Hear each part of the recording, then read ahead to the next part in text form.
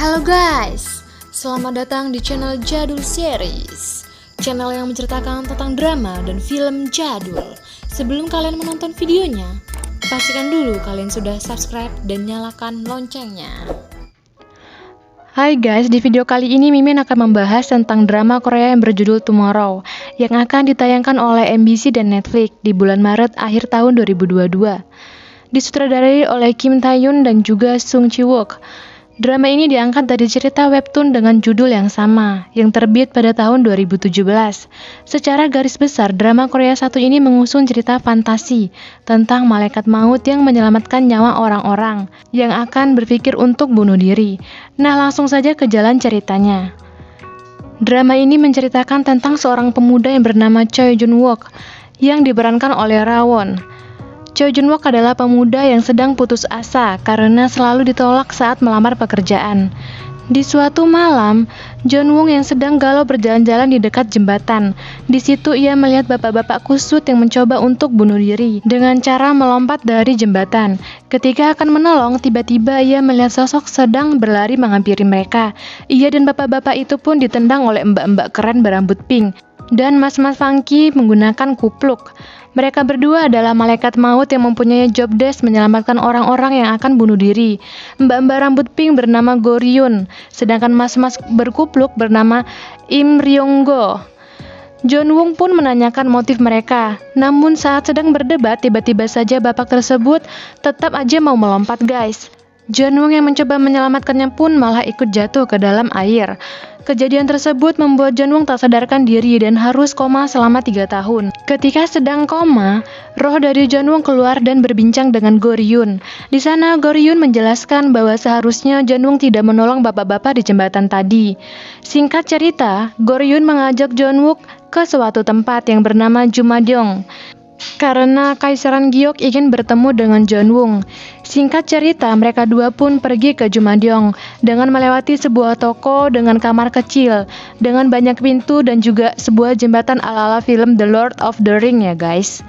Sesampainya di Jumadong, Jun-wook pun secara tidak sadar bertemu dengan Kaisar Gyeok yang saat itu sedang memakai pakaian biasa. Oh iya, Jumadong ini mirip dengan sebuah kantor dengan banyak karyawan yang merupakan malaikat maut yang mayoritas semuanya memakai pakaian dengan didominasi berwarna hitam. Kembali ke Jun-wook, ia baru sadar sedang bertemu dengan Kaisar Gyeok ketika Kaisar Gyeok mengganti pakaiannya dengan jubah berwarna putih. Kaisar Gyeok memberi 2 pilihan kepada Jun-wook. Yang pertama adalah tetap dalam keadaan koma dan akan sadar dalam 3 tahun kemudian. Sedangkan pilihan kedua adalah bekerja di Jumadong sebagai malaikat maut dan akan sadar dari koma selama 6 bulan kemudian. Tak tega membayangkan ibunya yang akan merawatnya selama 3 tahun dalam komanya, Jun-wook pun menerima pekerjaan itu. Di tempat lain terlihat para ketua dari masing-masing tim malaikat maut pun sedang berkumpul. Mereka membahas tentang keberadaan tim manajemen resiko yang bertugas untuk menyelamatkan orang-orang yang akan bunuh diri guys. Apalagi tim tersebut diketuai oleh Go Ryun yang merupakan seorang berasal dari neraka. Kemudian Kaisar datang ke tempat itu dan menjelaskan tentang pentingnya tim manajemen resiko karena angka bunuh diri di Korea yang terus meningkat. Kaisar pun memberitahu Go Ryun untuk meningkatkan kinerjanya. Singkat cerita, untuk menunjang tim manajemen resiko, Jun-wook ditugaskan untuk bergabung dengan tim manajemen resiko. Di tugas kali ini, tim manajemen resiko mempunyai tanggung jawab untuk menyelamatkan hidup seseorang penulis novel bernama Noh Hyun-bi. Diketahui Noh Hyun-bi memiliki masa lalu yang kurang menyenangkan, di mana semasa sekolah ia dibully oleh teman-temannya, sehingga hal itu membuat dirinya trauma. Saat sedang mewawancarai penulis webtoon yang bernama Kim Hae-won, tiba-tiba Hyun-bi bersikap aneh dan terlihat seperti sangat grogi. Menyadari hal tersebut, Go Ryun pun menyadari bahwa pasti ada hubungan yang aneh antara Hyun-bi dan juga Hae-won. Ia pun segera menyuruh Im Ryong-go untuk menuju kantor Jumadong untuk meminjam kunci ingatan.